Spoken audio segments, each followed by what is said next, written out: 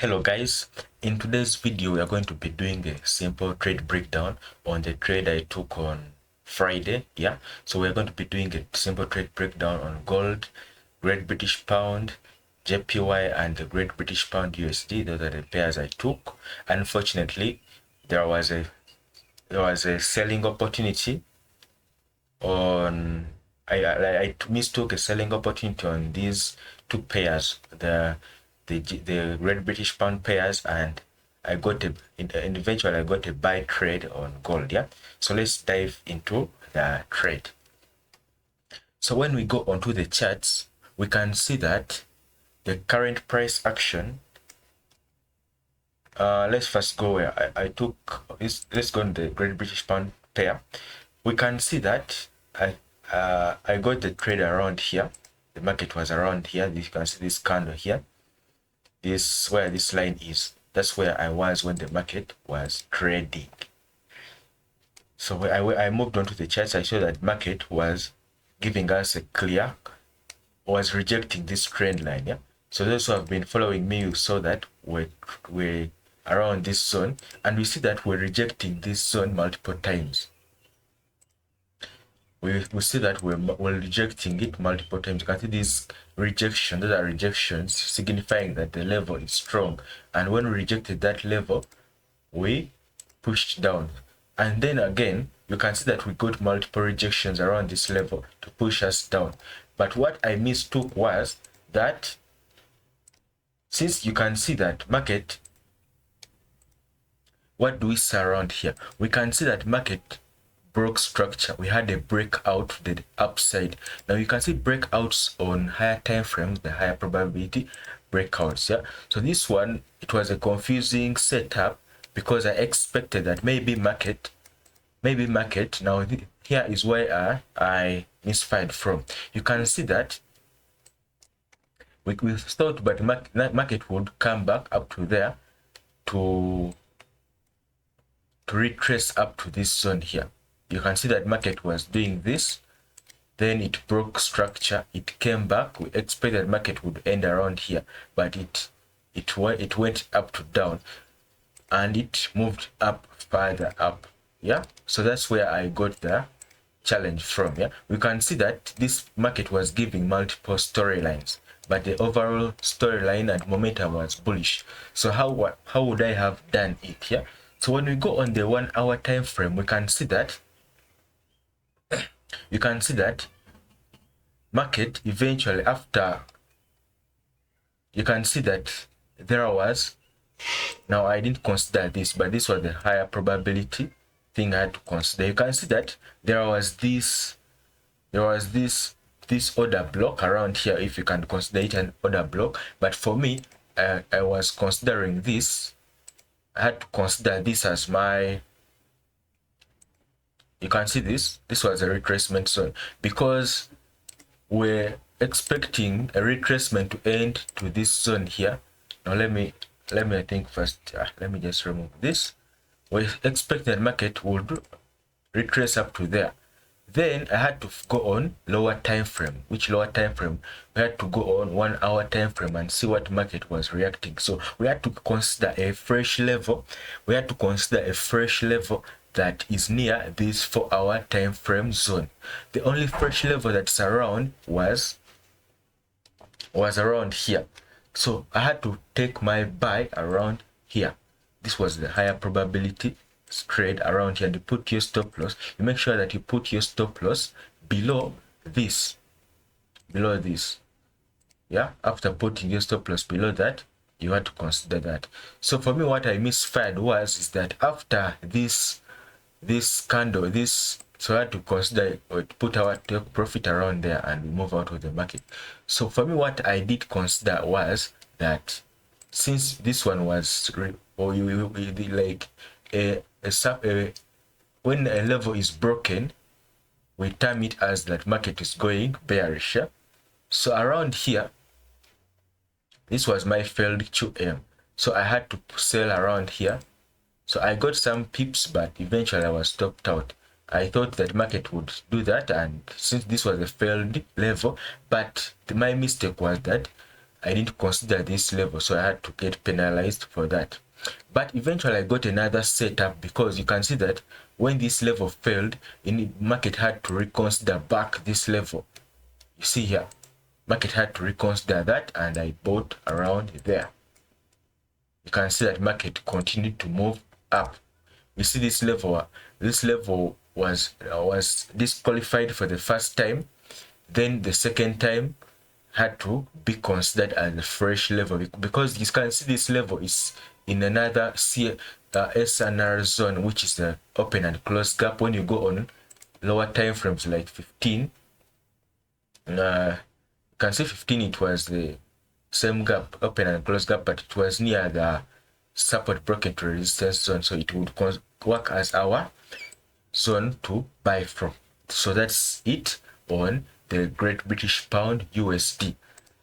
So what do we see here? So let me first, so that's what I made and had to see that the mistake I made. So another mistake I made is that you can see this zone here. We had to consider this zone as a support zone, because you can see this. What do we see around here? Having rejected this zone here, the market created another support zone. Yeah, after creating that support zone, market reacted around it. So if you can see, another setup was around here, and you go with the market. So that's it on the Great British Pound USD. When we go on the Great British Pound JPY, so here I took a buy around here. That's the same story. I failed on the other one, but I didn't fail again. What do we see here? Now for this one, it was signifying that it was a clear sell setup. What do we mean by a clear sell setup? You can see that market was rejecting. First of all, you have to see a higher time frame analysis. So when we go on H4, so for me, my analysis usually works on 4 hour, 1 hour. So on these current pairs, what I've seen that you can get your analysis on 4 hour, and you can execute on the 1 hour time frame. That's a higher probability setup. You can be able to hold the market rather than being in the market in the 15-minute time frames, 5-minute time frame. There you can easily mess up, and market can easily wipe you out. But when you consider the higher probability zones, you are able to escape the market pressure. Yeah, so because you're out of the market manipulations. Now you can see this, all this, you can see that market had to go. Now if you're on lower time frames, you can't see why market did this rejection. Yeah, why we're rejecting this zone. Yeah, why market made this. But when we're rejecting a level, I think it's on 1 hour zone. When you go on 1 hour, we can see there is 1 hour. I think on other brokers, you can see this zone here. We're rejecting this zone here. When we rejected this zone here, market had to move up.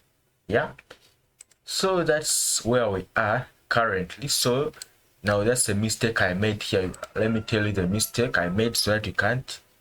But it wasn't a mistake. This was a technical, we call it a technical stop out. Yeah, a technical stop out. Yeah, it wasn't a mistake. The mistake was only on the Great British Pound USD. So here, what do we see? That market, first of all, market was bullish. But we rejected this zone here. And after rejecting this zone here,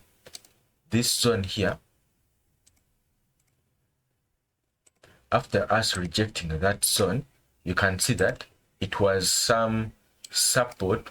It was a failed QM. Yeah, so these failed QMs can act as they hold the market. You can see that market rejected it here, and after rejecting this zone, market pushed down. Yeah, so after market pushing down, we can see that market left another QM zone. Yeah, a QM zone is a zone which is like this. It's a Quasimodo, or we call it a left shoulder. We can only see that on using the line chart. Yeah, in the line chart you can see that level clearly. You can see this around here.